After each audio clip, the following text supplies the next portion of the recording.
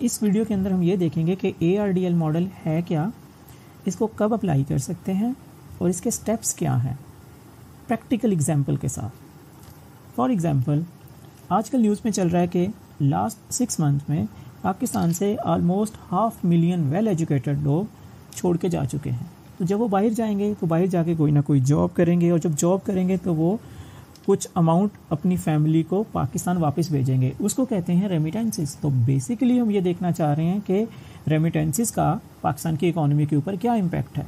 तो एक किस्म की ये मेरा रिसर्च ऑब्जेक्टिव बन गया। कोई भी आपका रिसर्च पेपर हो, थीसिस हो, इसी तरह आप कोई ना कोई प्रॉब्लम को उठाते हैं और उसके ऊपर काम स्टार्ट कर देते हैं। इस तरह अब मैंने ये जो प्रॉब्लम उठाई है वो ये है कि क्या इंटरनेशनल माइग्रेशन से पाकिस्तान की इकोनॉमी के ऊपर क्या इम्पैक्ट आएगा। तो जब भी कोई भी रिसर्च स्टार्ट होती है उसका पहला स्टेप होता है आपने मॉडल डिफ़ाइन करना होता है। तो मैंने अपना मॉडल डिफ़ाइन किया है। मेरा डिपेंडेंट वेरिएबल है इकोनॉमिक ग्रोथ, जो कि फंक्शन है रेमिटेंसेस का, यानी कि मेरा डिपेंडेंट वेरिएबल इकोनॉमिक ग्रोथ है और इंडिपेंडेंट वेरिएबल रेमिटेंसेस हैं। मैं ये देखना चाह रहा हूँ कि रेमिटेंसेस का इकोनॉमिक ग्रोथ के ऊपर क्या इम्पैक्ट है। इकोनॉमिक ग्रोथ मतलब GDP बढ़ रही है या कम हो रही है, उसके अंदर जो परसेंटेज चेंज आ रहा है रेमिटेंसेस की वजह से वो कम है या ज़्यादा हो रहा है। तो इस तरह मैंने कुछ और वेरिएबल्स भी डाले हैं। For example foreign direct investment जिसे FDI कहते हैं, उसका भी इकोनॉमिक ग्रोथ के ऊपर इम्पैक्ट है। एक्सपोर्ट्स हैं, उसका भी इकोनॉमिक ग्रोथ के ऊपर इम्पैक्ट है। इस तरह और भी बहुत से वेरिएबल्स हो सकते हैं। तो जो मेन वेरिएबल है ना, वेरिएबल ऑफ इंटरेस्ट, वो है रेमिटेंसेस, क्योंकि हम ये देखना चाह रहे हैं कि इंटरनेशनल माइग्रेशन का पाकिस्तान इकोनॉमी के ऊपर क्या इम्पैक्ट है। यानी कि हम ये देखेंगे कि रेमिटेंसेस जब वो बाहर जाएंगे, काम करेंगे और रेमिटेंसेस भेजेंगे तो पाकिस्तान की इकोनॉमी के ऊपर किस तरह का उसका इम्पैक्ट होएगा। लेकिन क्योंकि ये इकोनॉमिक ग्रोथ जो है वो सिर्फ रेमिटेंसेस से डिफाइन नहीं की जा सकती, बहुत से और वेरिएबल्स भी हैं जिसका इकोनॉमिक ग्रोथ के ऊपर इम्पैक्ट है। वो बेतहाशा और वेरिएबल्स हैं जिसमें FDI है, गवर्नमेंट एक्सपेंडिचर्स हैं, एक्सपोर्ट्स हैं, और भी बहुत कुछ है। लेकिन हमने सिर्फ इन 3 वेरिएबल्स को लिया है यहाँ पे फॉर सिंप्लिसिटी। जितने ज़्यादा वेरिएबल्स आप इस इंडिपेंडेंट साइड पे ऐड करते जाएंगे, आपका मॉडल उतना ही ज़्यादा डिफाइंड होएगा और आपकी एरर टर्म कम से कम होएगी। ठीक हो गया। तो मैंने यहाँ पे अब मेरा इंडिपेंडेंट वेरिएबल है रेमिटेंसेस, डिपेंडेंट वेरिएबल है मेरा इकोनॉमिक ग्रोथ। इसके अलावा जितने दूसरे वेरिएबल्स मैं ऐड कर रहा हूँ उन्हें कहते हैं कंट्रोल वेरिएबल्स। तो ये मेरा एक control variable foreign direct investment है। इसी तरह मैं एक्सपोर्ट्स मेरा एक कंट्रोल वेरिएबल है। आप और भी ऐड कर सकते हैं, आप गवर्नमेंट एक्सपेंडिचर भी ऐड कर सकते हैं, आप ट्रेड डेफिसिट भी ऐड कर सकते हैं, कोई भी और मैक्रो इकोनॉमिक वेरिएबल आप अपनी मर्जी का ऐड कर सकते हैं। तो जब भी कोई भी थीसिस या रिसर्च पेपर स्टार्ट होता है तो मॉडल से होता है। तो ये मेरा मॉडल है कि मैं ये देखना चाह रहा हूँ कि रेमिटेंसेस का पाकिस्तान की इकोनॉमी के ऊपर क्या इम्पैक्ट है। कंट्रोल वेरिएबल्स होंगे FDI और एक्सपोर्ट्स। जब आपने अपने मॉडल को एक्सप्लेन कर दिया उसके बाद आपने उसको, ये है फंक्शनल फॉर्म, इसे कहते हैं फंक्शनल फॉर्म क्योंकि हमने इसको फंक्शन की शक्ल में लिखा है। अब हमने इसको इक्वेशन की शक्ल में लिखना होता है, जिसे आप रिग्रेशन कहते हैं। रिग्रेशन के अंदर अब ये मैंने जो वेरिएबल्स थे, इन्हीं वेरिएबल्स को मैंने नाम दे दिए। इकोनॉमिक ग्रोथ को मैंने रियल GDP RGDP का नाम दे दिया और साथ में लिख दिया LN stands for natural log. मैंने GDP का लॉग लिया is equal to alpha plus beta LN REM, ये रेमिटेंसेस हैं उसका लॉग है, प्लस गैमा LN FDI, ये फॉरेन डायरेक्ट इन्वेस्टमेंट का लॉग है, प्लस सिग्मा LN एक्सपोर्ट्स, ये एक्सपोर्ट्स का लॉग है, प्लस एरर टर्म। ये कैसे लॉग लिया ये सारा हम जब डेमो करेंगे तो आपको मैं समझा दूंगा कि कैसे होएगा ये सारा। तो ये हमने लॉग फॉर्म में इसको लिया, ठीक है। तो ये हमारी होगी रिग्रेशन फॉर्म। इसके अंदर मैंने अभी आपको बताया हमारे यहाँ पे कंट्रोल वेरिएबल्स हैं जस्ट 2, FDI और एक्सपोर्ट्स। अगर आप मज़ीद कंट्रोल वेरिएबल्स ऐड करते जाएंगे तो आपकी एरर टर्म कम होती जाएगी क्योंकि एक्सप्लेन्ड पार्ट ज़्यादा से ज़्यादा होता जाएगा। ठीक हो गया। क्योंकि GDP को अब यहाँ पे कितने वेरिएबल एक्सप्लेन कर रहे हैं, 1 2 3। अगर आप एक और वेरिएबल ऐड करते हैं तो इसका मतलब अब 4 वेरिएबल्स एक्सप्लेन कर रहे हैं। सो जितने ज़्यादा वेरिएबल इंक्रीज़ करते जाएंगे उतना ही मॉडल ज़्यादा अच्छा होएगा और एरर टर्म कम से कम होएगी। लेकिन यहाँ पे मैंने जस्ट 3 वेरिएबल्स को रखा है, रेमिटेंसेस, FDI और एक्सपोर्ट्स को, और मेरा डिपेंडेंट वेरिएबल है इकोनॉमिक ग्रोथ। तो अब हम देखते हैं कि कैसे ये इसको एस्टीमेट करना है। अब ये देखें यहाँ पे टी और टी लिखा हुआ है। T stands for time series data. तो ये टाइम सीरीज डेटा है। टाइम सीरीज डेटा को डील करने के लिए बहुत से मेथड्स हैं, डिफरेंट तरह के मेथड्स हैं। इस वीडियो के अंदर हम ये देखना चाह रहे हैं कि ARDL मॉडल, जिसे auto regressive distributed lag model कहते हैं, उसको कैसे अप्लाई कर सकते हैं ई-व्यूज़ के अंदर। सबसे पहले तो हमें ये पता होना चाहिए कि ARDL है क्या। ARDL एक्चुअली दो डिफरेंट टर्म्स हैं। एक है AR stands for auto regressive और DL stands for distributed lag. अब पहले हमें इन दोनों का मतलब पता हो, फिर हम समझ सकते हैं कि यार आखिर ARDL मॉडल है क्या। जो AR है ना, जिसे ऑटो रिग्रेसिव कहते हैं, उसको मैंने इक्वेशन की शक्ल में लिखा है। ये देखें, y t कोई वेरिएबल है, y वो फंक्शन है किसका, वो किस पे डिपेंड कर रहा है, अपने ही एक लैग पे पिछले साल के और अपने ही लैग पे 2 साल पहले वाले लैग पे। इसका क्या मतलब है? इसका मतलब है कोई भी मॉडल, उसको हम ऑटो रिग्रेसिव कहेंगे जब उसके इंडिपेंडेंट वेरिएबल्स सारे के सारे लैग फॉर्म में हो और सिर्फ डिपेंडेंट वेरिएबल्स ही के हों। फॉर एग्जांपल y है हमारा GDP, तो ये इक्वेशन हमें ये बता रही है कि ये जो GDP आज की है ये डिपेंड कर रही है पिछले साल की GDP पे और उससे भी 1 साल पहले वाली GDP के। फॉर एग्जांपल ये 2020 की GDP है, तो वो ना सिर्फ 2019 की GDP पे डिपेंड कर रही है बल्कि 2018 की GDP पे भी डिपेंड कर रही है। तो इस तरह के जो मॉडल होते हैं उसे कहते हैं ऑटो रिग्रेसिव मॉडल, यानी कि ऐसे मॉडल जिसमें इंडिपेंडेंट वेरिएबल्स सिर्फ और सिर्फ लैग वेरिएबल्स होते हैं और वो डिपेंडेंट वेरिएबल के लैग हों, उसे कहते हैं ऑटो रिग्रेसिव मॉडल। अब जो दूसरा पार्ट है इसका, वो है डिस्ट्रीब्यूटेड लैग। डिस्ट्रीब्यूटेड लैग का मतलब है, ये उससे डिफरेंट है ऑटो रिग्रेसिव से। डिस्ट्रीब्यूटेड लैग का मतलब है आपका एक वेरिएबल है y, जो कि डिपेंडेंट वेरिएबल है, वो किस पे डिपेंड कर रहा है, इस दफ़ा फिर लैग वैल्यूज़ पे डिपेंड कर रहा है। लेकिन इस दफ़ा जो लैग्स हैं वो आपके डिपेंडेंट वेरिएबल के नहीं हैं बल्कि किसी और वेरिएबल, कोई और इंडिपेंडेंट वेरिएबल है उसके हैं। फॉर एग्जांपल YT आपका GDP है, आपका GDP ये X है, कोई फॉर एग्जांपल एक्सपोर्ट्स हैं। आज की GDP पिछले साल की एक्सपोर्ट्स पे भी डिपेंड कर रही है और उससे पिछले साल की भी एक्सपोर्ट्स पे डिपेंड कर रही है। इसके अलावा इसके अंदर और कोई वेरिएबल नहीं है, सिर्फ एक्सपोर्ट वेरिएबल के लैग्स हैं। तो जब इस तरह के नाम से ही जाहिर है डिस्ट्रीब्यूटेड लैग। डिस्ट्रीब्यूटेड लैग का मतलब है कि जो इंडिपेंडेंट वेरिएबल्स हैं, कोई एक इंडिपेंडेंट वेरिएबल एक्सपोर्ट, उसका इम्पैक्ट है डिपेंडेंट पे, लेकिन वो जो इम्पैक्ट है वो डिस्ट्रीब्यूट हो चुका है, ना सिर्फ 1 साल, उससे पिछले साल, उससे पिछले साल, जितने लैग्स आप डालते जाओगे उतना ही वो डिस्ट्रीब्यूट होता जाएगा। तो स्टोरी क्या बनी? ऑटो रिग्रेसिव मॉडल ऐसे मॉडल होते हैं जिसमें आपका डिपेंडेंट वेरिएबल अपने ही लैग्स पे डिपेंड कर रहा होता है। डिस्ट्रीब्यूटेड लैग का मतलब ये होता है कि आपका डिपेंडेंट वेरिएबल इंडिपेंडेंट वेरिएबल के लैग्स पे डिपेंड कर रहा होता है। जब इन दोनों को आप कंबाइन कर देंगे तो उस मॉडल को कहते हैं ARDL मॉडल। अब ये देखें नीचे ARDL मॉडल, ये पहले वाला पार्ट जो है ये AR है, ऑटो रिग्रेसिव है, और जो दूसरा वाला पार्ट है वो है डिस्ट्रीब्यूटेड लैग।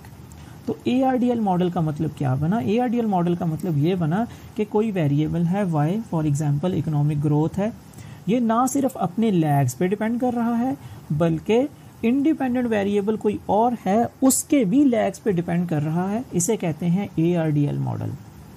तो ये एक स्पेशल टाइम सीरीज इकोनोमेट्रिक्स का मॉडल है जिसको यूज़ करते हैं। आजकल तो बेतहाशा यूज़ हो रहा है, ऑलमोस्ट हर पेपर के अंदर कोई ना कोई बंदा इसको यूज़ कर रहा है।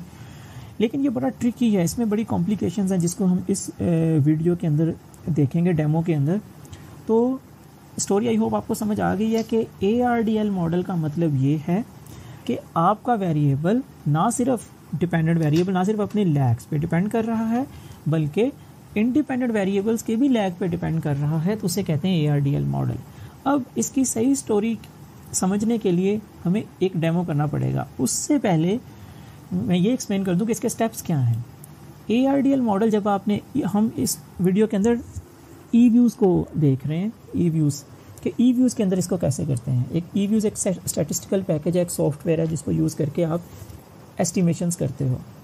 तो स्टेप्स क्या हैं? सबसे पहले हमने पहला स्टेप जो ARDL मॉडल को एस्टिमेट करना है, पहला स्टेप है स्टेशनैरिटी चेकिंग। हम सबसे पहले ये चेक करेंगे कि हमारा डेटा जो वेरिएबल्स हैं, कौन कौन से वेरिएबल्स हैं, economic growth, remittances, foreign direct investment और एक्सपोर्ट्स, क्या ये वेरिएबल स्टेशनरी हैं या नहीं है। उसके बाद जो सेकंड स्टेप है, अच्छा जब स्टेशनैरिटी आप चेक करेंगे एक कंडीशन है उसका फुलफिल होना ज़रूरी है, अगर वो फुलफिल नहीं हो रही तो आप ARDL नहीं लगा सकते। वो कौन सी है? जब आपने स्टेशनैरिटी चेक करनी है, कुछ वेरिएबल लेवल पे स्टेशनरी हो और कुछ फर्स्ट डिफरेंस पे हो। अगर ये वाली कंडीशन पूरी नहीं हो रही तो ARDL मॉडल नहीं लग सकता। मैं फिर रिपीट कर रहा हूँ, जब स्टेशनैरिटी चेक करनी है, कुछ वेरिएबल का लेवल पे स्टेशनरी होना और कुछ का फर्स्ट डिफरेंस पे होना ज़रूरी है, अदरवाइज ARDL मॉडल आप नहीं लगा सकते। ये कैसे करते हैं सारा स्टेप, ये डेमो में आप सही तरह समझ जाओगे। सेकंड स्टेप है बाउंड्स को इंटीग्रेशन टेस्ट। जब आपने स्टेशनैरिटी चेक की वेरिएबल्स की और कुछ वेरिएबल लेवल पे स्टेशनरी हुए, कुछ फर्स्ट डिफरेंस पे हुए, तो फिर आप नेक्स्ट स्टेप पे जाओगे बाउंड्स को इंटीग्रेशन टेस्ट। ये ARDL मॉडल का एक पार्ट है जिसके अंदर आप ये चेक करते हो क्या क्या को इंटीग्रेशन है इसके अंदर कि नहीं। को इंटीग्रेशन का मतलब क्या है?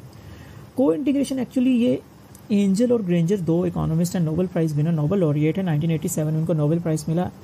इन्होंने ये टेक्निक दी थी, टेक्निक नहीं एक्चुअली ये एक मेथड है जो यूज़ होता है ये चेक करने के लिए कि दो वेरिएबल्स हैं उनके दरमियान लॉन्ग टर्म रिलेशनशिप एग्जिस्ट करता है या नहीं। फॉर एग्जांपल GDP का आपने ग्राफ बनाया, पॉजिटिव स्लोप है, FDI का आपने ग्राफ बनाया, पॉजिटिव स्लोप है। जिस तरह GDP बढ़ती जा रही है उसी सेम पेस के साथ आपकी FDI भी बढ़ती जा रही है, यानी कि उनके दरमियान जो कनेक्शन है वो लॉन्ग टर्म एक इक्विलिब्रियम की फॉर्म में आ रहा है, उसे कहते हैं को integration. Co-integration as correlation doesn't measure whether two or more time series data or variables move together in the long run. In contrast, it measures whether the difference between their means remains constant or not. एक correlation भी होता है, आप पढ़ते हैं statistics के अंदर, correlation बता रहा होता है जब एक वेरिएबल बढ़ रहा है तो दूसरा भी बढ़ रहा है तो उसे कहते हैं पॉजिटिव कोरिलेशन, या एक वेरिएबल कम हो रहा है तो दूसरा भी कम हो रहा है उसे भी कहते हैं पॉजिटिव कोरिलेशन। अगर एक बढ़ रहा हो वेरिएबल और दूसरा कम हो रहा हो तो उसे कहते हैं नेगेटिव कोरिलेशन। को इंटीग्रेशन डिफरेंट है कोरिलेशन से। को इंटीग्रेशन का मतलब होता है जो दो वेरिएबल्स हैं उनके दरमियान उनका जो उन दोनों के दरमियान कुछ ना कुछ डिफरेंस होएगा, वो जो डिफरेंस है वो कांस्टेंट है almost through out longer period of time. ठीक हो गया। को इंटीग्रेशन सिंपल वर्ड्स में अगर आप बोलें तो दो वेरिएबल्स के दरमियान अगर लॉन्ग रन में एक इक्विलिब्रियम की तरह का रिलेशनशिप बन जाए उसे को इंटीग्रेशन कहते हैं। तो बाउंड टेस्ट हमारी हेल्प करेगा ये चेक करने के लिए कि क्या हमारे वेरिएबल्स के दरमियान को इंटीग्रेशन एग्जिस्ट करती है या नहीं, क्या उनके दरमियान लॉन्ग टर्म रिलेशनशिप है या नहीं। अगर बाउंड टेस्ट ने कहा कि को इंटीग्रेशन है तो फिर हम उसको एस्टिमेट करेंगे और लॉन्ग रन रिजल्ट्स आ जाएंगे। ARDL की एक और ब्यूटी ये भी है कि ये हमें शॉर्ट रन रिजल्ट्स भी प्रोवाइड करता है, तो हमें साथ में शॉर्ट रन रिजल्ट्स भी मिल जाएंगे। जब लॉन्ग रन और शॉर्ट रन रिजल्ट्स भी हम निकालेंगे, अभी डेमो में के अंदर सारा ये डिमॉन्स्ट्रेट करेंगे हम कैसे होएगा। जब ये हमारे शॉर्ट रन और लॉन्ग रन रिजल्ट्स आ जाएंगे उसके बाद हमने करना है डायग्नोस्टिक टेस्ट। ये कुछ डिफरेंट तरह के टेस्ट होते हैं जो आपके मॉडल की हेल्थ के बारे में बताएंगे। रैमजे रीसेट टेस्ट लगाएंगे, ये हमें ये बताएगा कि ये जो आपके मॉडल की फंक्शनल फॉर्म है, जो आपने ये फंक्शनल फॉर्म बनाई है, क्या ये ठीक है या नहीं है। उसके लिए रैमजे रीसेट टेस्ट लगेगा। फिर हम हेट्रोस्केडास्टिसिटी टेस्ट लगाएंगे ये चेक करने के लिए कि क्या जो एरर टर्म्स हैं उसका वेरिएंस चेंज तो नहीं हो रहा, यानी कि क्या हेट्रो की प्रॉब्लम तो नहीं है हमारे मॉडल के अंदर। फिर हम एक और टेस्ट लगाएंगे, वो चेक करेंगे serial correlation test. Serial correlation का मतलब ये होता है कि क्या एक कोई वेरिएबल है, फॉर एग्जांपल एरर टर्म है, आज के एरर टर्म का पिछले साल की एरर टर्म के साथ कोई लिंक तो कोई कनेक्शन तो नहीं है, जिसे आप ऑटो कोरिलेशन भी कहते हैं। ऑटो कोरिलेशन का चेक करेंगे क्या हमारे जो रिजल्ट्स हैं उसके अंदर ये प्रॉब्लम तो नहीं है। फिर नॉर्मेलिटी टेस्ट लगाएंगे। जॉर्क बेरा का एक टेस्ट है जो ये चेक करने के लिए यूज़ होता है कि ये जो आपके रेजिडुअल्स हैं ये नॉर्मली डिस्ट्रीब्यूटेड हैं या नहीं है। एंड पे हम लगाएंगे क्यूजम टेस्ट। क्यूजम टेस्ट एक ऐसा टेस्ट होता है जो आपके कोफिशिएंट्स जिस तरह अल्फ़ा बीटा गैमा आपने फाइंड किए उनकी स्टेबिलिटी चेक करता है कि स्टेबल हैं या नहीं है। ये सारा प्रोसेस हम इस डेमो के अंदर एक्सप्लेन करेंगे। एक बात मैं आपको बता दूं, ये मैंने लिखा है अल्फ़ा बीटा गैमा सिग्मा। ये लाजमी नहीं है कि अल्फ़ा बीटा गैमा सिग्मा ही लिखना है आपने, आप कुछ भी लिख सकते हैं। ये जस्ट कोफिशिएंट होते हैं, पैरामीटर्स होते हैं, ये जस्ट रिप्रेजेंटेशन के लिए होते हैं। आप इसके सबके साथ अल्फ़ा, इसके साथ अल्फ़ा 1, अल्फ़ा 2, अल्फ़ा 3, अल्फ़ा 4 भी लिख सकते हैं, आपकी मर्ज़ी है। यूँ समझ लें कि ये जस्ट कोई इंग्लिश का वर्ड है, इसकी जगह डिजिट आ जाएगा, कोई नंबर आ जाएगा 20, 50, 70, कोई भी जो हम निकालेंगे ना, तो जस्ट ये रिप्रेजेंटेशन के लिए यूज़ होते हैं। इसका कोई फंक्शन नहीं है, कोई रूल नहीं है, आप अपनी मर्ज़ी से कोई भी लिख सकते हैं। ठीक हो गया। तो ये जो एक है एरर टर्म, एरर टर्म का मतलब क्या होता है? एरर टर्म का मतलब होता है, हमने यहाँ पे कितने वेरिएबल्स देखे हैं? 3। इसके अलावा और भी बहुत से वेरिएबल्स हैं जिनका जीडीपी पे के ऊपर इम्पैक्ट है, लेकिन हमने उनको इग्नोर कर दिया। क्यों किया? बहुत सी वजह हो सकती हैं। एक ये है कि हमने अपने मॉडल को सिंपल रखा है, दूसरी ये है कि हमारे पास हो सकता है डेटा ना हो दूसरे वेरिएबल्स का, तीसरा हो सकता है हमें हमारी थ्योरी हमें क्लियर ही ना हो, जिसकी वजह से हमें समझ नहीं आ रही कि यार कौन सा डालें कौन सा ना। तो इस तरह जो हमने ओमिट कर दिए हैं वेरिएबल्स, जो हमने छोड़ दिए हैं, जो इग्नोर कर दिए हैं, उनका इम्पैक्ट ये एरर टर्म हमें बताएगी। चलिए अब डेमो स्टार्ट करते हैं। सबसे पहले हमें जो हमारा मॉडल था, अभी हमने मॉडल एक्सप्लेन किया कि जिसमें हम ये देखना चाह रहे हैं कि रेमिटेंसेस का पाकिस्तान की इकोनॉमी के ऊपर क्या इम्पैक्ट है। जो वेरिएबल्स हमने अपने मॉडल के अंदर एक्सप्लेन किए, उनका हमारे पास डेटा होना ज़रूरी है। तो वो डेटा कहाँ से आएगा? अगर तो आपके मैक्रो इकोनॉमिक वेरिएबल्स हैं जो कि इस डेमो के अंदर मेरे हैं, उनका डेटा आपको इजीली, एक वेबसाइट है वर्ल्ड बैंक की, डेटा बैंक है, उसके अंदर वर्ल्ड डेवलपमेंट इंडिकेटर्स के अंदर ये सारे वेरिएबल्स आपको मिल जाएंगे। ठीक हो गया। अब ये मैंने डेटा कहाँ से लिया है? मैंने WDI से लिया है। ये डेटा कैसे डाउनलोड और क्लीन करते हैं उसकी वीडियो ये मैं डिस्क्रिप्शन में लिंक डाल दूंगा, उसको देख लें। एग्जैक्ट उसको फॉलो करते हुए मैंने ये डेटा लिया है। ये है जीडीपी का डेटा, पाकिस्तान की जीडीपी। ये FDI % ऑफ जीडीपी का डेटा है पाकिस्तान का। ये एक्सपोर्ट्स का डेटा है पाकिस्तान का, और ये रेमिटेंसेस का डेटा है पाकिस्तान का। ये 1980 से लेकर 2017 तक मैंने डेटा लिया है। ठीक है। अगर हम अपने मॉडल पे वापस आएँ तो मैंने आपको कहा था कि ये लॉग, नेचुरल लॉग हमने लॉग लिया था। तो वो लॉग हम यहाँ पे मैं आपको लेके दिखाता हूँ कि मैंने कैसे आपने लॉग लेना है। सबसे पहले राइट क्लिक करके इंसर्ट, एक कॉलम इंसर्ट कर लें तो कॉलम आ जाएगा। इधर भी एक कॉलम डाल लें और अपना एक इधर भी कॉलम कर लें। ठीक हो गया जी। लॉग हम क्यों लेते हैं? लॉग लेने के बहुत से फ़ायदे हैं। पहला, ये डेटा को स्मूथ कर देता है। फॉर एग्जाम्पल ये देखें, ये FDI की वैल्यू है 0.26 और ये देखें कितनी बड़ी है। अगर हम इसको लॉग नहीं लेंगे, रिजल्ट्स फिर भी आ जाएंगे, लेकिन उसकी इंटरप्रिटेशन की कोई सेंस नहीं बनेगी। लॉग अगर आप लॉग ले लें अपने वेरिएबल्स का, तो आप सीधा सीधा बता सकते हैं कि एक इंडिपेंडेंट वेरिएबल इतने % इंक्रीज़ होगा तो डिपेंडेंट वेरिएबल इतने % इंक्रीज़ या डिक्रीज़ होगा, जिस तरह का कोफिशिएंट आएगा। तो लॉग लेने से डेटा स्मूथ हो जाता है, कंप्रेस हो जाता है, और डिस्टोर्शन जो इसके अंदर फ्लक्चुएशंस हैं वो ख़त्म हो जाती हैं। खैर, हम लेते हैं लॉग मैं इसको लिख देता हूँ LGDP, ताकि ये GDP से डिफरेंट हो जाए। इसको मैं कर देता हूँ LFDI, इसको मैं कर देता हूँ L एक्सपोर्ट्स, LX कर देते हैं, सिर्फ एक्सपोर्ट्स। ठीक हो गया। और इसको मैं कर देता हूँ LREM, L रेमिटेंसेस। लॉग कैसे लेंगे? Is equal to LOG, log पे क्लिक किया और इस वेरिएबल को सेल को सिलेक्ट करके ब्रैकेट क्लोज की और एंटर कर दिया। ये लॉग आ गया इसका। ठीक है। ये 11 नहीं है एक्चुअली, ये अगर आप देखें तो मैंने इसको ज़रा डेसिमल, ये देखें ये डेसिमल पॉइंट में है एक्चुअली। जो मैंने अभी किया आप ना भी करो तो कोई इशू नहीं है, ये मैंने सिंप्लीफाई करने के लिए रखा हुआ था।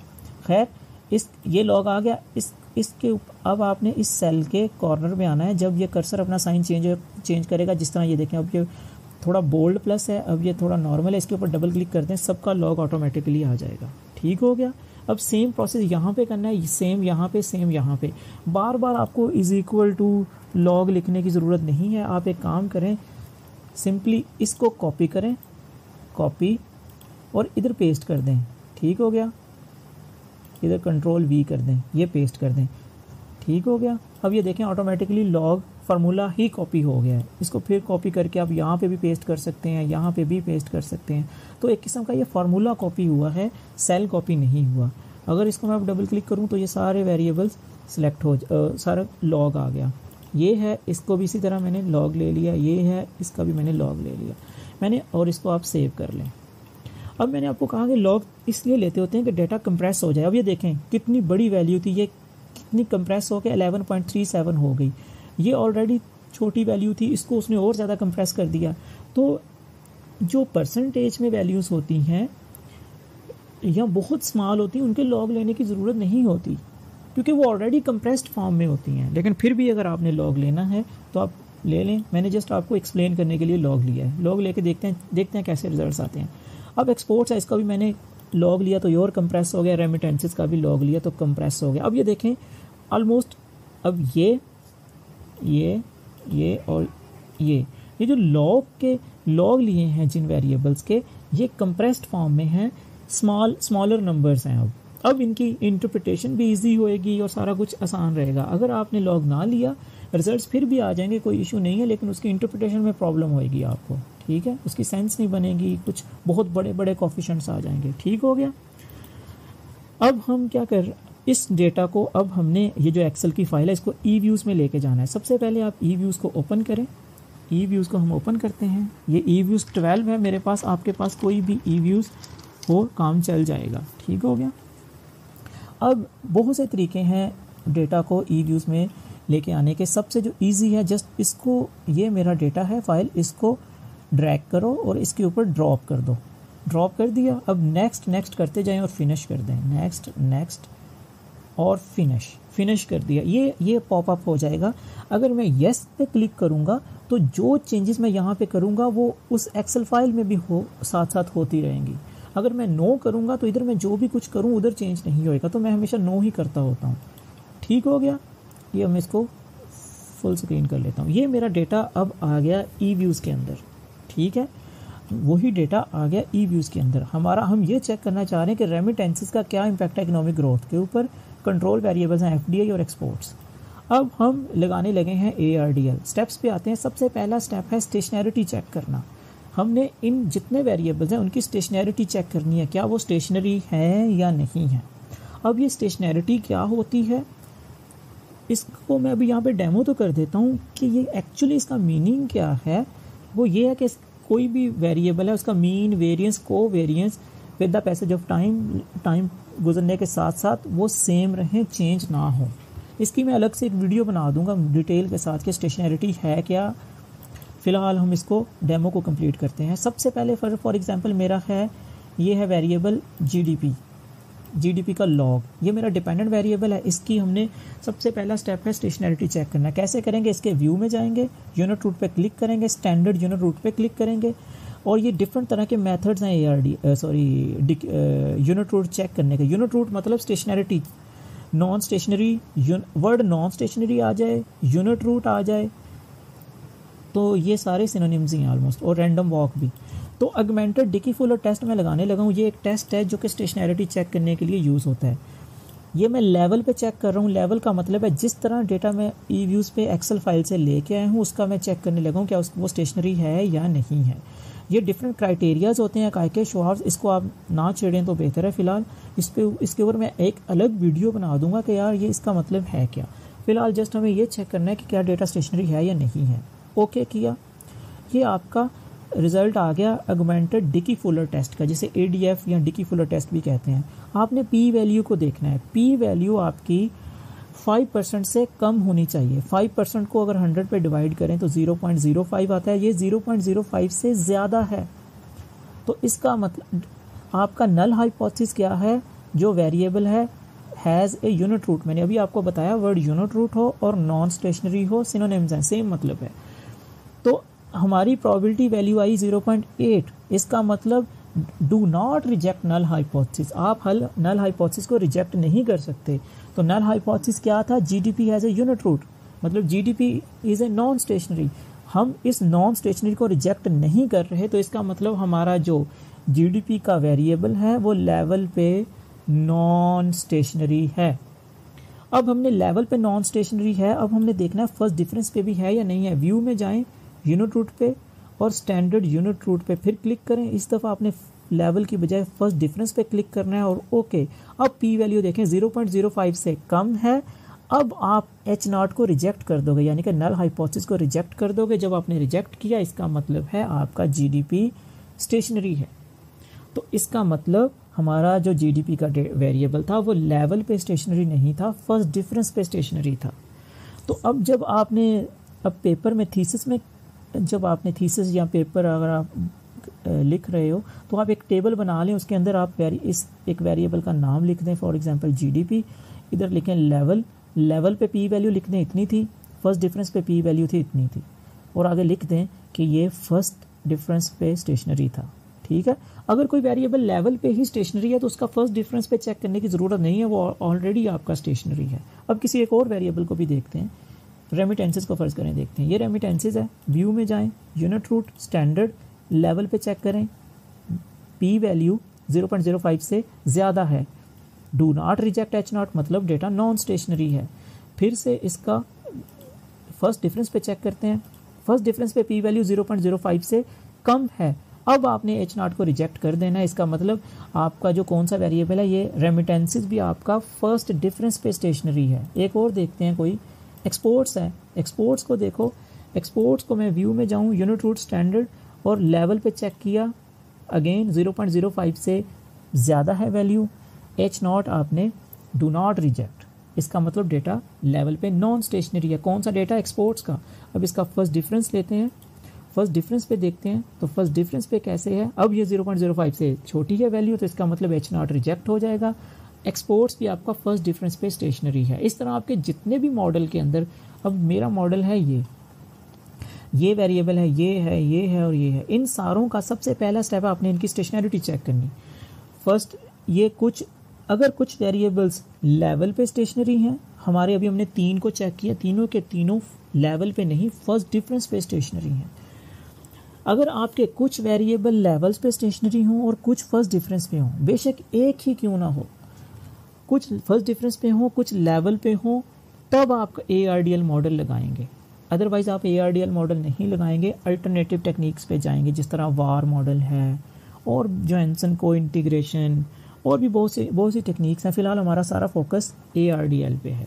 तो आपका जो पहला स्टेप था वो यही था कि आपने ये चेक करना कि क्या आपके वेरिएबल स्टेशनरी हैं या नहीं हैं। कुछ का लेवल पे, कुछ का फर्स्ट डिफरेंस पे स्टेशनरी होना ज़रूरी है। अब स्टेप नंबर 2 पे आते हैं, बाउंड को इंटीग्रेशन टेस्ट। अब हमने को इंटीग्रेशन लगा के चेक करना है बाउंड्स का टेस्ट, कि क्या को इंटीग्रेशन एग्जिस्ट करती है हमारे वेरिएबल्स हमारे मॉडल के अंदर कि नहीं। को इंटीग्रेशन मीन्स क्या लॉन्ग टर्म रिलेशनशिप एग्जिस्ट करता है या नहीं। इसका बेस्ट वे कैसे है, सबसे पहले आप अपना डिपेंडेंट वेरिएबल सेलेक्ट करें, कंट्रोल बटन को प्रेस करके रखें और बाकी रेमिटेंसेस को करें और बाकी जितने वेरिएबल्स हैं उनको भी करें, एक्सपोर्ट्स, FDI।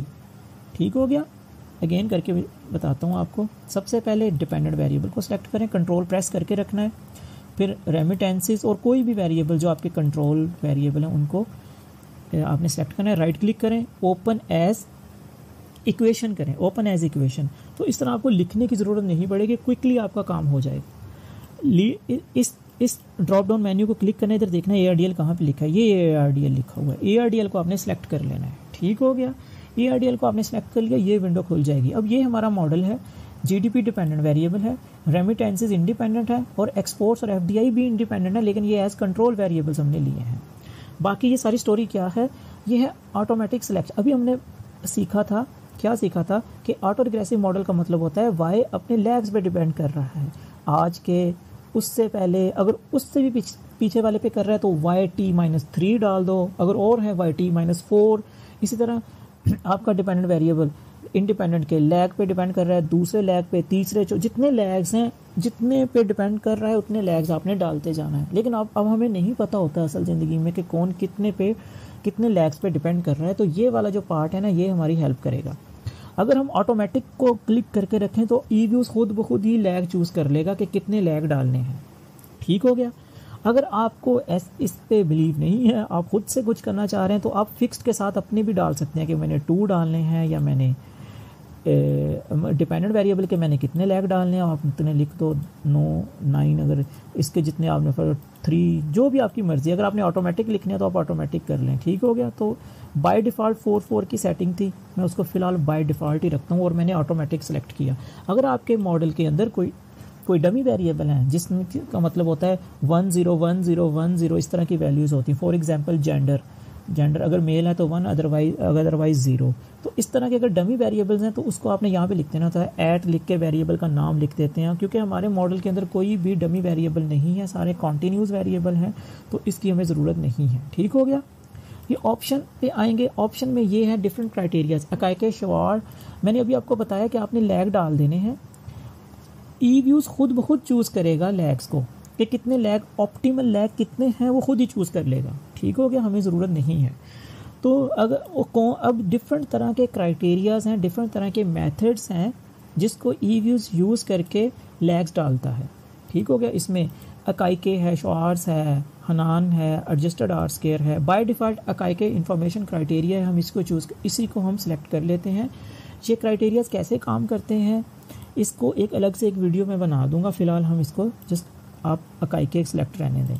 ये है कोफिशिएंट कोवेरियंस मैट्रिक्स। अगर आपको लगता है कि आपके मॉडल के अंदर हेट्रोस्केडास्टिसिटी की प्रॉब्लम है, जो कि जब हम एस्टिमेट रिजल्ट्स कर लेंगे, एंड पे डायग्नोस्टिक टेस्टिंग करेंगे, उसके अंदर हम हेट्रो को चेक करेंगे। अगर हेट्रो की प्रॉब्लम आ गई तो हम फिर वापस आएंगे इस जगह पे और ये वाइट या HAC इन दोनों में से कोई एक को चूज़ करेंगे। फ़र्ज़ करें अगर मैं वाइट चूज़ करूं तो वो हेट्रो की प्रॉब्लम को ख़त्म कर देगा, वो ARDL को एस्टिमेट कर देगा। फ़िलहाल हमें नहीं पता कि हेट्रो का प्रॉब्लम है या नहीं है, तो हमने ऑर्डिनरी जो बाय डिफ़ॉल्ट सेटिंग है उसी को रखा है। ठीक हो गया, समझ आ गई। अब ओके करते हैं। ये हमारे रिज़ल्ट्स आ गए, ARDL हमने एस्टिमेट किया, ये रिज़ल्ट्स आ गए। अब ये मॉडल उसने खुद सेलेक्ट किया। कौन सा मॉडल किया उसने? जो डिपेंडेंट वेरिएबल हैं उसके 3 लैग चूज़ किए हैं, रेमिटेंसेस के भी 3 किए हैं, एक्सपोर्ट का कोई लैग चूज़ नहीं किया, और FDI के 4 चूज़ किए हैं लैग। ये देखें, 3 रेमिटेंसेस के 3, एक्सपोर्ट का कोई नहीं, FDI के 4। तो ये लैग कैसे उसने चूज़ किए देखें, वो ऊपर लिखा हुआ है number of models evaluated. Almost 500 different तरह के मॉडल्स उसने रन किए ई व्यूज़ ने, और उसमें से बेस्ट वाला जो चूज़ किया वो ये कॉम्बिनेशन था। सारे को अगर टेबल को पढ़ते हैं कैसे, ये डिपेंडेंट वेरिएबल है, ये मेथड ARDL है, ये कितने बजे आपने टेस्ट किया, ये आपका डेटा है, ये सारी कौन सा अकाइके इन्फॉर्मेशन क्राइटेरिया है, मैक्सिमम लैग आपने कितने सेलेक्ट किए थे 4, और आपने ऑटोमेटिक पे क्लिक किया था, एंड सो ऑन, सारी स्टोरी लिखी है। अगर आपने ये देखना हो कि किस तरह सिलेक्शन की है इसने आप लैग्स की, तो इसके लिए आप ये कर सकते हैं कि आप व्यू में जाएँ, और व्यू में जाने के बाद आप यहाँ पे आएंगे model selection summary. Model selection summary के अंदर क्राइटेरिया ग्राफ, ये देखें, ये एक ग्राफ बन गया। ये इसको अगर मैं जूम करूं थोड़ा सा, सॉरी, ये मेरा अकाइके इन्फॉर्मेशन, उसने ये टॉप 20 मॉडल उसने दिखा दिए हैं कि टॉप 20 जो कितने मॉडल उसने रन किए थे, ऑलमोस्ट 500 में से उसने टॉप 20 दिखा दिए। रूल क्या है, जितना कम होएगा, जितना इन्फॉर्मेशन अकाइके इन्फॉर्मेशन क्राइटेरिया की वैल्यू जितनी कम होएगी वो वाला मॉडल बेस्ट होएगा। अब ये देखें, ये 20 मॉडल्स हैं, उसमें से सबसे कम वैल्यू किसकी आ रही है, इस मॉडल की, मॉडल नंबर 71 की। ठीक हो गया, अगर आप 71, ये नीचे दिए हैं उसने, ये सारे मॉडल्स दिए हैं, अगर आप ये देखें 713304, तो ये ग्राफ जो है ये हमें ये बता रहा है कि कौन सा मॉडल उसने चूज़ किया। उसने मॉडल नंबर 71 चूज़ किया, मॉडल नंबर 71 चूज़ किया।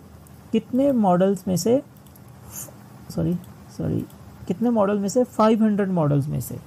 तो जस्ट ये समझने के लिए कि किस तरह वो सिलेक्ट करता है, वो 500 में से जो बेस्ट होता है वो खुद ही उसने चूज़ किया। ठीक हो गया, इसको आपने कुछ लोग इसको डाल देते हैं उसके अंदर, थीसिस के अंदर या पेपर के अंदर, कुछ नहीं डालते। ठीक हो गया, अब व्यू में जाएं। अब हमने क्या किया था, सबसे पहले हमने मैंने कहा था बाउंड्स को इंटीग्रेशन टेस्ट लगाना है आपने। पहले स्टेशनैरिटी चेक की, कुछ वेरिएबल लेवल पे स्टेशनरी, कुछ फर्स्ट डिफरेंस पे। उसके बाद हमने ARDL मॉडल की इक्वेशन को डिफ़ाइन किया। अब आपने व्यू में जाना है, व्यू में जाने के बाद आपने जाना है कोफिशिएंट डायग्नोस्टिक्स में। कोफिशिएंट डायग्नोस्टिक के बाद आपने आना है, इधर लिखा होगा long run form and bound test, इस पर क्लिक कर देना है। तो ये जो रिजल्ट्स आपके आ गए, ये बाउंड टेस्ट के रिजल्ट आ गए। ये हमें ये बताएंगे कि क्या वेरिएबल्स के दरमियान लॉन्ग टर्म रिलेशनशिप एग्जिस्ट करता है या नहीं। आपने नीचे आ जाना है, ये F बाउंड टेस्ट की के स्कोर रिजल्ट्स हैं, आपने ये वाली वैल्यू देखनी है। F स्टैट्स ये है 10.01, ये वैल्यू आपकी 5% लेवल, या ये जो डिफरेंट लेवल्स हैं, लेवल ऑफ सिग्निफिकेंस हैं, इसे कहते होते हैं चांस ऑफ एरर। 1% मतलब 1% चांस ऑफ एरर है, 2.5% मतलब 2.5% चांस ऑफ एरर, सेम वही स्टैट्स वाले रूल हैं। अब आपने क्या करना है, ये देखना है कि ये वाली वैल्यू 5% ये लोअर बाउंड की वैल्यू है, ये अपर बाउंड्स हैं। I0 लोअर बाउंड है, I1 अपर बाउंड है।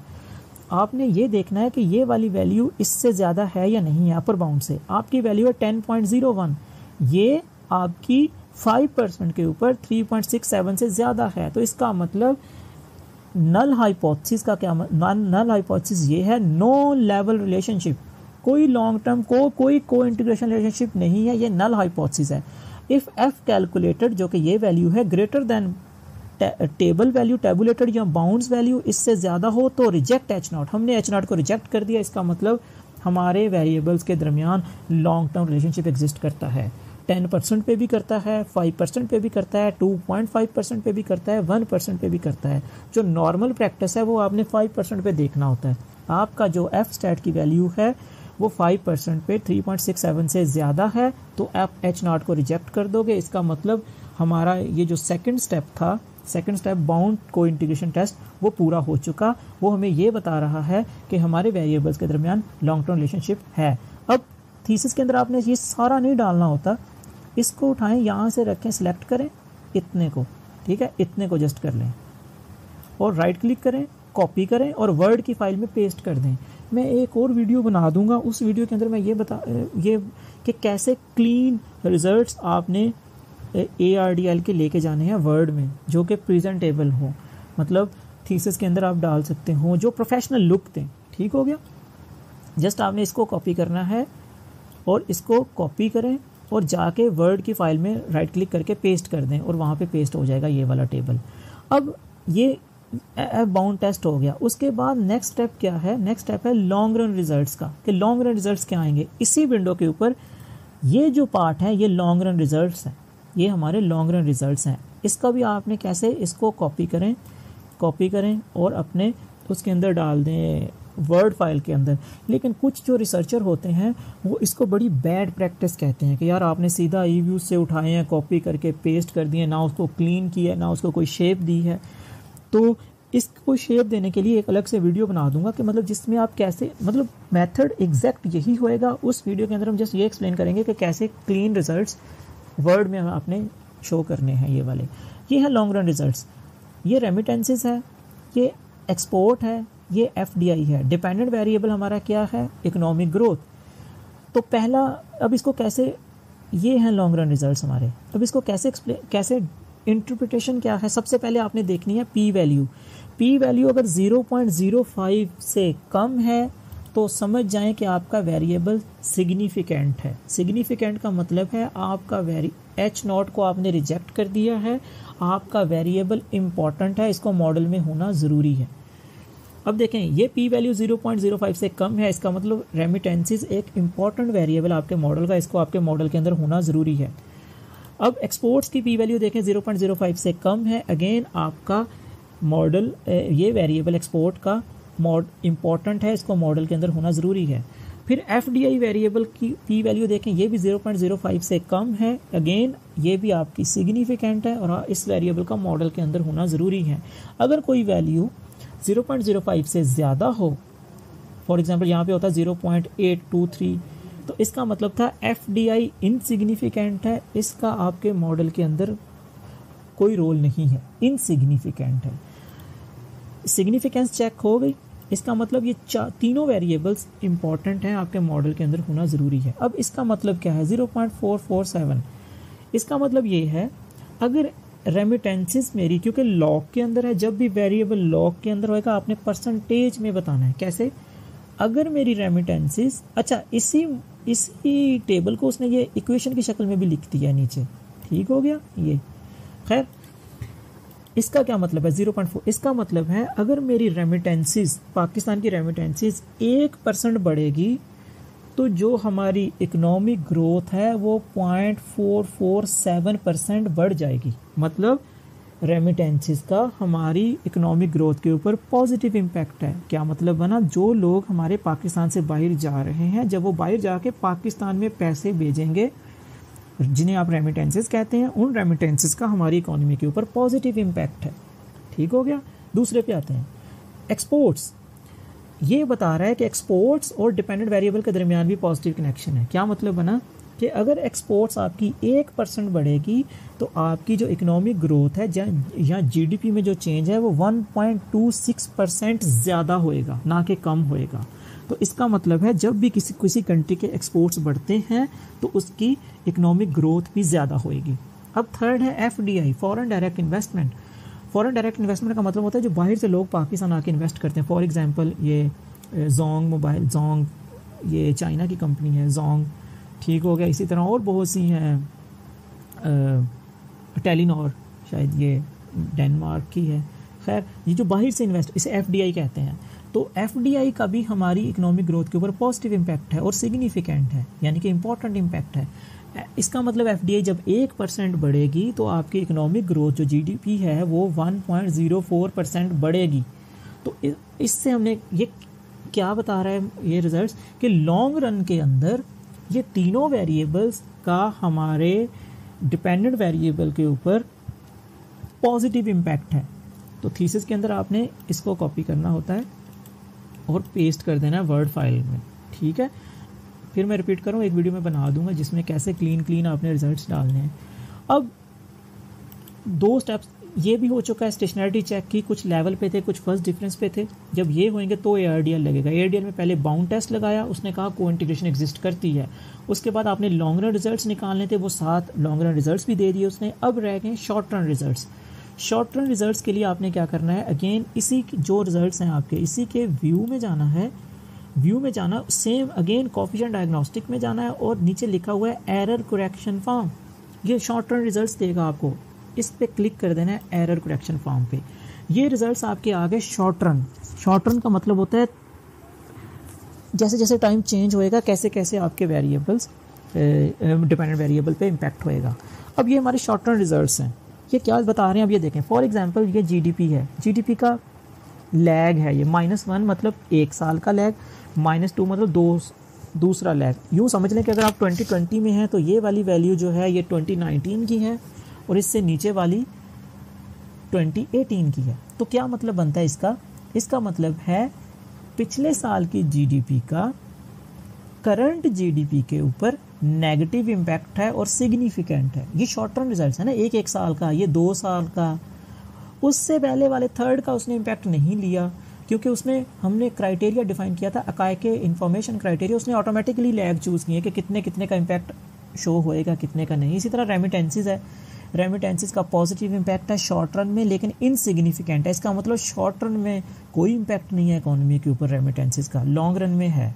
ठीक है, तो सोन इस तरह सारे वेरिएबल, इसको आप कुछ लोग पेपर में एक्सप्लेन कर देते हैं, कुछ जस्ट टेबल लाजमी डालना है आपने। कैसे डालेंगे, इसको कॉपी कर लें, कॉपी करें और इसको भी पेस्ट कर दें उधर। ठीक हो गया, ये शॉर्ट टर्म रिजल्ट्स हैं।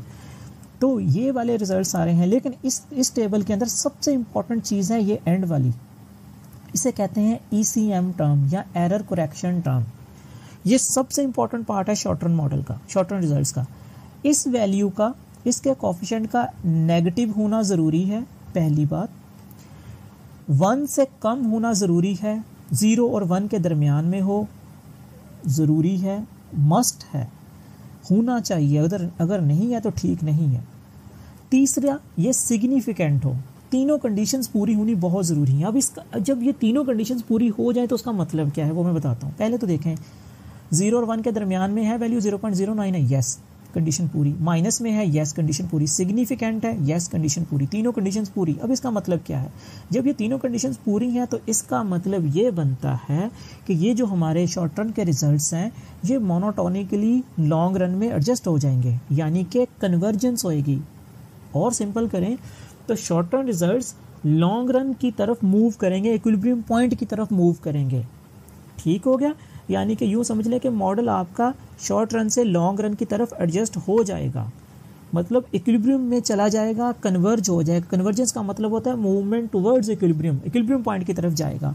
अगर यहाँ पे होता प्लस तो इसका मतलब है आपका मॉडल ठीक नहीं है, आपको फिर से कोई और मॉडल रन करना होएगा, ये रिजल्ट्स ठीक नहीं है। अगर तीनों में से कोई एक भी कंडीशन फुलफिल ना हुई तो ये मॉडल जो अभी तक हमने किया ये गलत है। आपने फिर से या तो वेरिएबल चेंज करके देखें, या अब देखें मैंने जीडीपी लिया है रियल जीडीपी, अगर आपका ये एरर टर्म ठीक, ये आपकी ईसीएम टर्म ठीक नहीं आ रही तो मैंने लिया है जीडीपी। आप जीडीपी की जगह इकोनॉमिक ग्रोथ ले लें, अब आप पर कैपिटा इनकम ले लें। ये सारी प्रॉक्सीज है ना, प्रॉक्सी का मतलब होता है ऐसा वेरिएबल जो किसी की जगह यूज़ हो सकता है।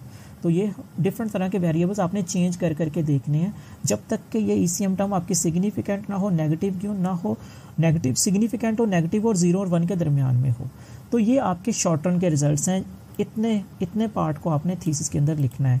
आर स्केयर आपका 0.65 है। आर स्केयर आपको पता है गुडनेस ऑफ फिट बताता है, आपका मॉडल कितना गुड फिट है, इसका मतलब 65% मॉडल आपका फिट है।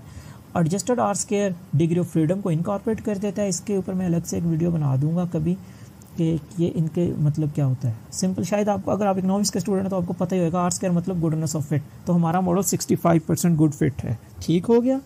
ये हमारे थे शॉर्ट टर्म के रिजल्ट्स, लॉन्ग रन और शॉर्ट रन के रिजल्ट्स दोनों। अब ये सारे रिजल्ट, फॉर एग्जांपल, अब ये इसको कुछ लोग इंटरप्रेट कर देते हैं। तो चले मैं इसको एक और को इंटरप्रेट करता हूँ, ये इस पार्ट को। ये बड़ा होता है एफडीआई का हमारे इकोनॉमिक ग्रोथ के ऊपर करंट पीरियड में कोई इम्पैक्ट नहीं है, शॉर्ट रन में कोई इम्पैक्ट नहीं है। लेकिन अगर आप 1 साल पीछे वाले का देखें तो नेगेटिव इम्पैक्ट है, 2 साल पीछे वाले का देखें तो भी नेगेटिव इम्पैक्ट है, 3 साल पीछे को जाके देखें तो भी नेगेटिव इम्पैक्ट है, और तीनों सिग्निफिकेंट हैं। लेकिन लॉन्ग रन के अंदर ये पॉजिटिव इम्पैक्ट है। ठीक हो गया। तो जो ARDL है इसकी यही ब्यूटी है कि ये शॉर्ट रन रिजल्ट्स भी दे देता है, लॉन्ग रन रिजल्ट्स भी दे देता है। अब ये भी हो गया, ये भी हो गया, ये और ये। अब आ गया डायग्नोस्टिक टेस्ट। डायग्नोस्टिक टेस्ट, जिस तरह आप मेडिकल डॉक्टर के पास जाते हैं, वो डायग्नोस्टिक टेस्टिंग अगर आप अपनी करवानी हो तो वो क्या करता है, आपका बीपी चेक करता है, शुगर का टेस्ट कर देता है, आपका हेपेटाइटिस का टेस्ट, ये डिफरेंट तरह के टेस्ट करता है कि आपकी हेल्थ चेक करने के लिए कि क्या आपको कोई प्रॉब्लम तो नहीं है। सेम यही, अब हमने मॉडल तो एस्टिमेट कर लिया, शॉर्ट रन रिजल्ट्स भी आ गए, लॉन्ग रन रिजल्ट्स भी आ गए, बाउंड्स टेस्ट के रिजल्ट्स भी आ गए, स्टेशनैरिटी भी चेक हो गई, क्या मॉडल ठीक भी है या नहीं है। उसके लिए कुछ डायग्नोस्टिक टेस्ट करने हैं, वो हम करने जा रहे हैं। सबसे पहले हमने करना है Ramsey reset test. Ramsey reset test को कैसे करते हैं, इसी के व्यू में जाएं। व्यू में जाना है आपने, इधर लिखा होगा स्टेबिलिटी डायग्नोस्टिक। स्टेबिलिटी डायग्नोस्टिक में लिखा होगा रैमजे रीसेट टेस्ट। इसके ऊपर क्लिक कर दें और इसको नंबर ऑफ फिटेड टर्म्स 1 ही रहने दें और ओके कर दें। ये बाय डिफ़ॉल्ट सेटिंग, इसको ऐसे ही रहने दें फिलहाल, ओके कर दें। अब ये आपने देखनी है ये पी वैल्यू, अगर पी वैल्यू 0.05 से कम है तो H0 को रिजेक्ट करना है, अगर उससे ज़्यादा है तो H0 को रिजेक्ट नहीं करना। ठीक हो गया। अब ये देखें हमारी पी वैल्यू है 0.6808। ठीक हो गया। इसका मतलब है do not reject H0। Do not H0 हमारा क्या है, रैमजे रीसेट टेस्ट का जो इसका है कि model no problem of functional form, ये है आपका नल। इसका मतलब ये इनसिग्निफिकेंट जब रिजल्ट आ जाए तो समझ लें आपका मॉडल फिट है रीसेट टेस्ट में। समझ आई।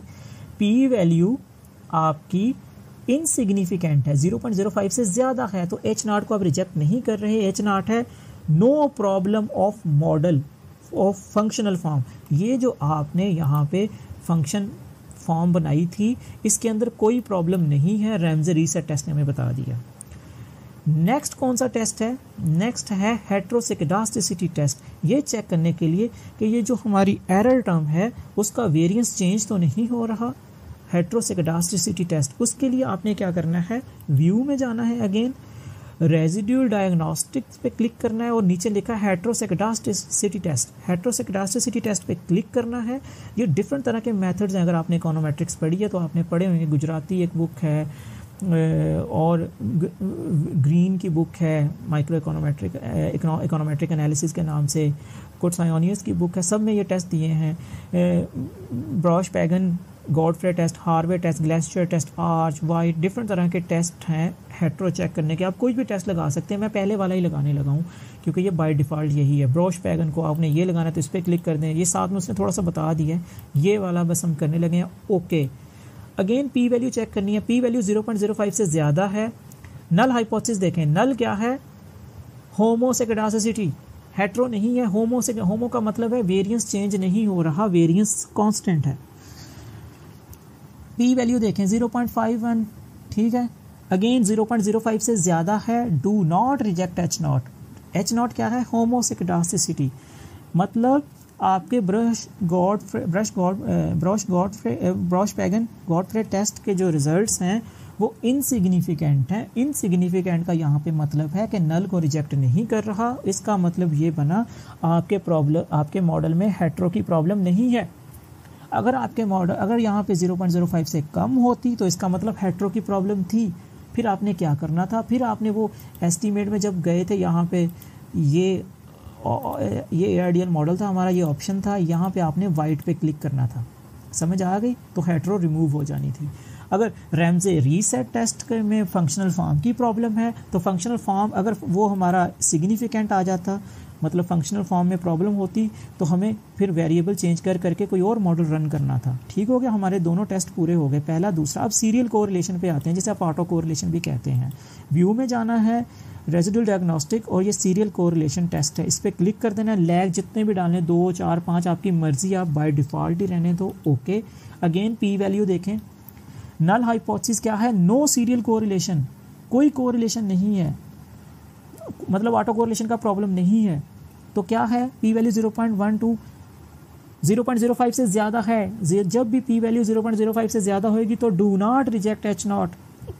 एच नॉट मतलब नल हाइपोथेसिस को आपने रिजेक्ट नहीं करना, हमने रिजेक्ट नहीं किया। तो जब नहीं रिजेक्ट कर रहे तो क्या मतलब है? नो सीरियल कोरिलेशन का मतलब इसमें सीरियल कोरिलेशन की भी प्रॉब्लम नहीं है हमारे मॉडल के अंदर। आगे आ गया नॉर्मेलिटी टेस्ट। इसके लिए जॉर्क बैरा टेस्ट एक यूज़ होता है, ये चेक करने के लिए कि जो रेजिड्यूल हैं वो नॉर्मली डिस्ट्रीब्यूटेड हैं कि नहीं है। कुछ लोग इसको करते हैं, कुछ नहीं करते। हम कर लेते हैं क्योंकि हम प्रॉपर एक पूरा डेमो कर रहे हैं। रेजिड्यूल में जाके हिस्टोग्राम नॉर्मेलिटी टेस्ट पे क्लिक करें। ये देखें, ये जॉर्क बैरा टेस्ट है, इसकी पी वैल्यू देखें। पी वैल्यू अगेन 0.76 है, नल हाइपोथेसिस है, मॉडल रेजिड्यूल जो हैं वो नॉर्मली डिस्ट्रीब्यूटेड हैं। उसको अगेन 0.05 से ज़्यादा है, एच नॉट रिजेक्ट नहीं करेंगे। इसका मतलब आपके जो रेजिड्यूल है वो नॉर्मली डिस्ट्रीब्यूटेड है। ये देखें, अगर आप देखें तो बेल शेप बन रही है कि नहीं, थोड़ी सी बेल शेप बन रही है, तो नॉर्मली डिस्ट्रीब्यूटेड है। इसका क्या फ़ायदा होता है नॉर्मली डिस्ट्रीब्यूटेड? ये बहुत बड़ा टॉपिक है, थोड़ा सा हिंट दे देता हूँ। आप एरर का क्या मतलब होता है? मिस्टेक। ये पॉजिटिव भी हो सकती है, नेगेटिव भी हो सकती है। मतलब एरर क्या होती है? मैं आपको कहता हूँ गैस करो इस चीज़ के बारे में, इसकी क्या प्राइस होगी। वो 100 रुपये की चीज़ है, आप कहोगे 200 की या आप कहोगे 50 की। गैस करोगे, कभी आप ये भी कह सकते हो कि 100 की ही है, तो आप गैस करोगे। कभी आप पॉजिटिव वैल्यू बताओगे, कभी नेगेटिव, आप कोई भी गैस करोगे। तो इसका मतलब एरर पॉजिटिव भी हो सकती है, नेगेटिव भी हो सकती है। ये जो बेल शेप है ये हमें ये बता रही है कि सिमेट्रिक हैं एरर्स, जितनी पॉजिटिव एरर्स हैं उतनी ही नेगेटिव हैं।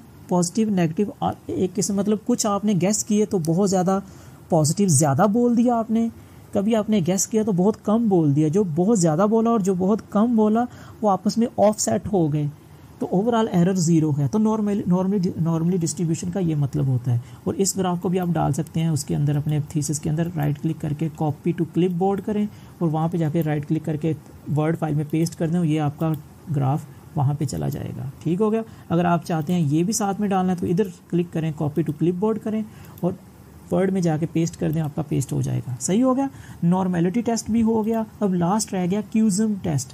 क्यूज़म टेस्ट हमें ये बताता है कि ये जो अल्फ़ा बीटा गैमा जो हमने ये हमारे कोफिशिएंट्स हैं, अल्फ़ा बीटा गैमा, ये स्टेबल हैं कि नहीं है। इनकी स्टेबिलिटी चेक करनी है, स्टेबल है या नहीं है, स्टेबिलिटी कंडीशन पूरी कर रहे हैं या नहीं कर रहे। इसको चेक करने के लिए क्यूज़म टेस्ट, कुछ क्यूज़म बोलते हैं, क्यूज़म टेस्ट को अप्लाई करते हैं। वो कैसे करेंगे? सबसे पहले अपने व्यू में जाके रिप्रेजेंटेशन पे क्लिक करना है। व्यू में जाके रिप्रेजेंटेशन पे क्लिक करना है। ये एस्टिमेशन इक्वेशन के नीचे ये इक्वेशन दी हुई है, इसको आपने कर लेना है कॉपी करें। क्विक में जाएं, एस्टिमेट इक्वेशन में जाएं, इस जगह आप इसको कर दें पेस्ट, और कुछ नहीं करना, सिंपल लीस्ट स्क्वायर ही रहने दें, ARDL नहीं करना, आपने कर देना है ओके और येस कर देना है। ये इसको आपने कुछ भी नहीं करना। व्यू में जाना है आपने, व्यू में जाने के बाद आपने जाना है स्टेबिलिटी डायग्नोस्टिक में और जाना है रिकर्सिव एस्टिमेट्स में। और यहाँ पे लिखा होगा क्यूजम टेस्ट। क्यूजम टेस्ट पे क्लिक करना है और ओके कर देना है और ये आपकी एक बन जाएगी, एक डायग्राम बन जाएगी।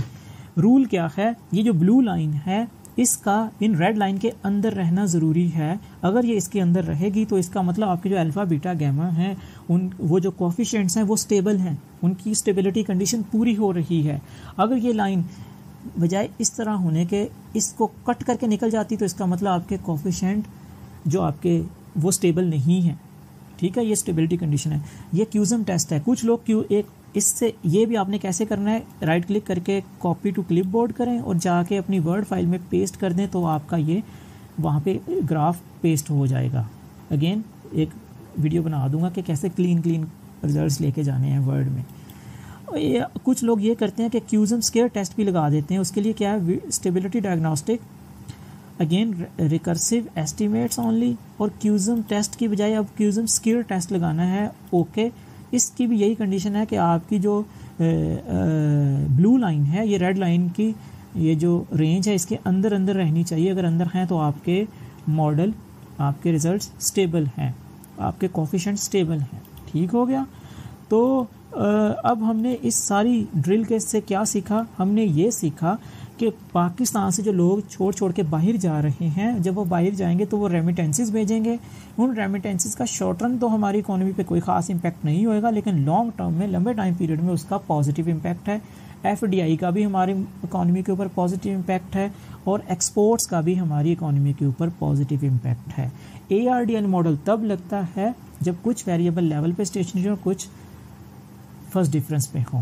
ये एक ऐसा मॉडल है जो शॉर्ट रन रिजल्ट्स भी बताता है और लॉन्ग रन रिजल्ट्स भी बताता है। अगर ये कंडीशन पूरी ना हो, फॉर एग्जांपल आपने स्टेशनरिटी चेक की, सारे के सारे लेवल पे ही स्टेशनरी हो गए, मतलब फर्स्ट डिफरेंस पे नहीं, सारे के सारे वेरिएबल्स आपके लेवल ही पे स्टेशनरी हो गए, तो इसका मतलब आपको ARDL लगाने की ज़रूरत नहीं है। फिर आप लगाओगे सिंपल OLS लगाओगे।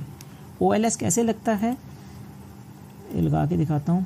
डिलीट ऑप्शन में जाना है, इसी को करते हैं। डिपेंडेंट वेरिएबल सेलेक्ट करो, इंडिपेंडेंट करो, कंट्रोल वेरिएबल्स करो, राइट क्लिक करो, ओपन एज इक्वेशन करो। ये लीस्ट स्क्वेयर है, ये लीस्ट स्क्वेयर है, इसको बस यानी कि OLS है, इसको ऐसे ही रहने दो और ओके कर दो। ये जो आपके रिजल्ट्स हैं ये OLS के रिजल्ट्स हैं, जिसे आप कहते हैं ऑर्डिनरी लीस्ट स्क्वेयर। OLS क्या कह रहा है कि आपकी रेमिटेंसेस का पॉजिटिव इम्पैक्ट है GDP पे, आपकी एक्सपोर्ट्स का भी पॉजिटिव इम्पैक्ट है GDP पे, और दोनों सिग्निफिकेंट है, लेकिन FDI का कोई इम्पैक्ट नहीं है GDP पे क्योंकि इनसिग्निफिकेंट है। ये मॉडल कब लगना था, अगर हमारे हमारे वेरिएबल्स लेवल ही पे स्टेशनरी होते। जब हमने डिकी फुलर वो लगाया था ना, ये मैं आपको एक फिर ये देखें, ये फर्ज करें GDP है, इसके view unit root stationary level पे ही मैंने चेक किया और यहीं पे अगर स्टेशनरी होता तो फिर हमें सारे वेरिएबल लेवल ही पे स्टेशनरी होते, फिर हमने OLS लगाना था। अगर कुछ लेवल पे हैं, कुछ फर्स्ट डिफरेंस पे हैं, फिर आपने ARDL लगाना है। अगर सारे के सारे कुछ सेकंड डिफरेंस पे भी हो सकते हैं। देखें, अगर व्यू में जाएं, कुछ वेरिएबल्स ऐसे होते हैं जो बहुत कम चांस होता है वो सेकंड डिफरेंस पे जाके स्टेशनरी होते हैं। तो इस तरह के जब वेरिएबल्स हो तो उसके लिए डिफरेंट टेक्निक्स हैं। यहाँ पे फोकस सिर्फ ARDL का है। Thank you.